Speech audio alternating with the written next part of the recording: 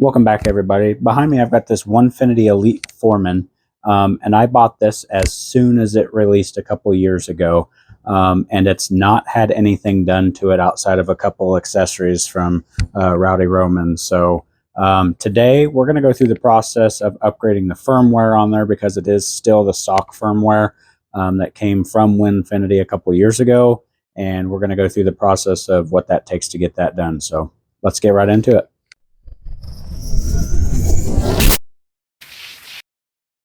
The first step we're going to do is we're going to take a backup of our settings on here. Now we aren't going to load this backup back in just because there are settings that are changing that we want to leave alone that come with the new firmware.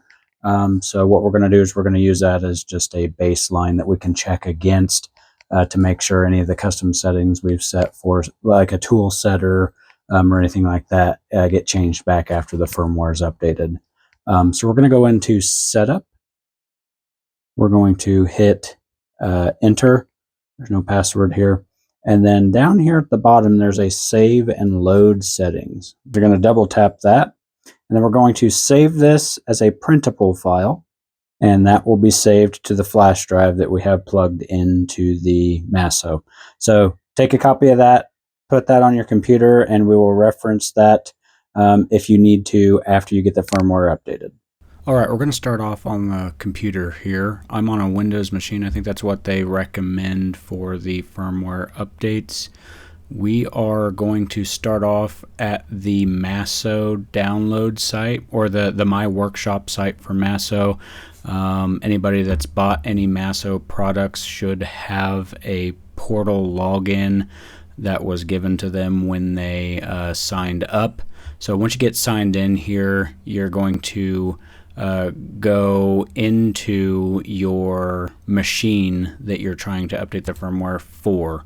And to do that, we're just going to hit the settings gear down below there, and we're going to go to software downloads. This is where we're going to find all the different downloads that you can get for your particular version. We're going to go ahead and go with the newest version here. So we're going to download the 5.07 version.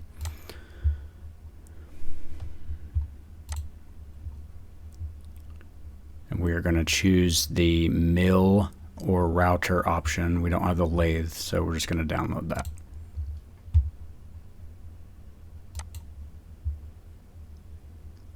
While that's downloading, we need a flash drive to make all this work, and they recommend to go with a branded flash drive just for, I guess, stability. I'm going to use a SanDisk. I'm not sure how big it is, but there is a couple things we need to do to make this work properly. So we are going to go ahead and open up a File Explorer window, and we're going to go to this PC, and we're going to see our flash drive right here, and on there we need to format this. The requirements for the upgrade require this to be formatted as a FAT32 device, and typically the max for that would be a 32 gig device as well. So you can give it any sort of label you like. I'm just going to call it Masso, and then we're just going to hit start here. It's going to warn you that it's going to erase all the data on the disk. It's okay. Just hit OK there.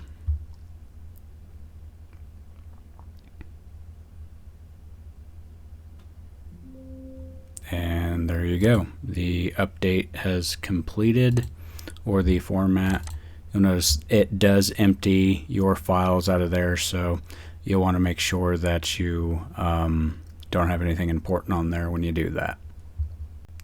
Now there's one step left. In order for the Masso to recognize that there's a file there that it can use, the file cannot be in the root of the drive. It needs to be in a subfolder titled Masso.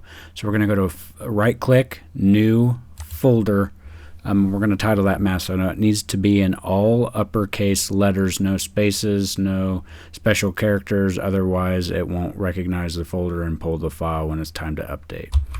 So we'll just call that Masso, and then we will move the file that we downloaded over into that folder.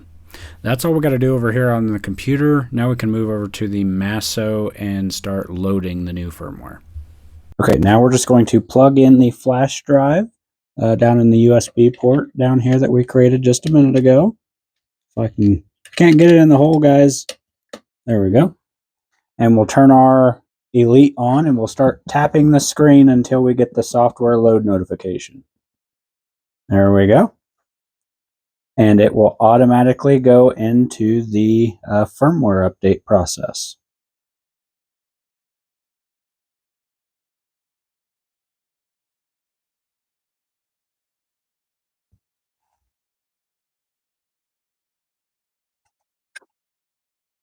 Now we're just going to hit escape, and the Masso will reboot and power back up with the new firmware.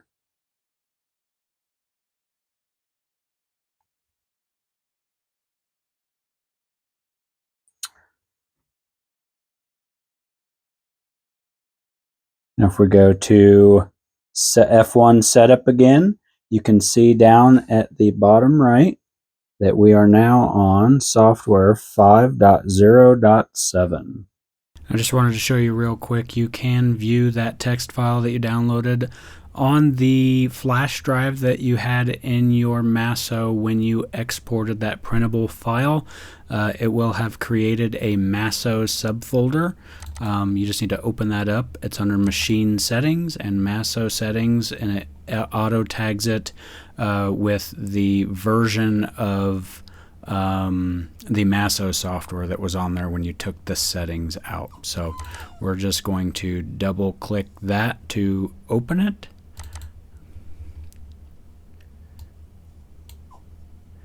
And then it opens in a